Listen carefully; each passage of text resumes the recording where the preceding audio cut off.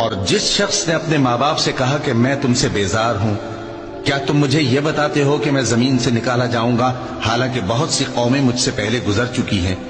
اور وہ دونوں اللہ کی جناب میں فریاد کرتے ہوئے کہتے تھے کہ کمبخت ایمان لا، اللہ کا وعدہ سچا ہے۔ تو کہنے لگا یہ تو پہلے لوگوں کی کہانیاں ہیں، یہی وہ لوگ ہیں جن کے بارے میں جنوں اور انسانوں کی دوسری امتوں میں سے جو ان سے پہلے گزر چکی عذاب کا وعدہ تحقیق ہو گیا، بے شک وہ نقصان اٹھانے والے تھے۔ مسلمانوں، نجات نہ تو تمہاری آرزوؤں پر ہے اور نہ اہل کتاب کی آرزوؤں پر۔ جو شخص برائی کرے گا اسے اسی طرح کا بدلہ دیا جائے گا، اور وہ اللہ کے سوا نہ کسی کو حمایتی پائے گا اور نہ مددگار۔ اور جو نیک کام کرے گا، مرد ہو یا عورت، جبکہ وہ صاحب ایمان بھی ہو، تو ایسے لوگ بہشت میں داخل ہوں گے، اور ان کی تل برابر بھی حق تلفی نہ کی جائے گی۔ اور اس شخص سے اچھا کس کا دین ہو سکتا ہے جس نے اللہ کے آگے سر جھکا دیا اور وہ نیکوکار بھی ہے، اور ابراہیم کے دین کا پیرو ہے، جو یکسو یعنی ایک اللہ کے ہو رہے تھے۔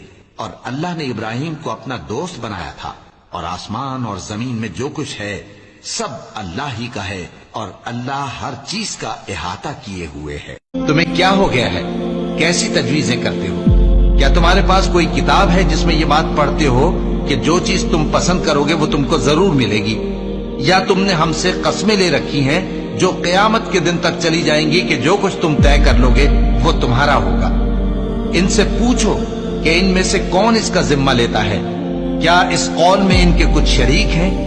اگر یہ سچے ہیں تو اپنے شریکوں کو لے آئیں۔ جس دن پنڈلی سے کپڑا اٹھا دیا جائے گا اور کفار سجدے کے لیے بلائے جائیں گے، پھر وہ سجدہ نہ کر سکیں گے، ان کی آنکھیں جھکی ہوئی ہوں گی اور ان پر ذلت چھا رہی ہوگی، حالانکہ پہلے اس وقت سجدے کے لیے بلائے جاتے تھے جبکہ وہ صحیح و سالم تھے۔ سو مجھ کو اس کلام کے جھٹلانے والوں سے سمجھ لینے دو، ہم ان کو آہستہ آہستہ ایسے طریق سے پکڑیں گے کہ ان کو خبر بھی نہ ہوگی۔ یقیناً مشکل کے ساتھ آسانی بھی ہے، بے شک مشکل کے ساتھ آسانی بھی ہے۔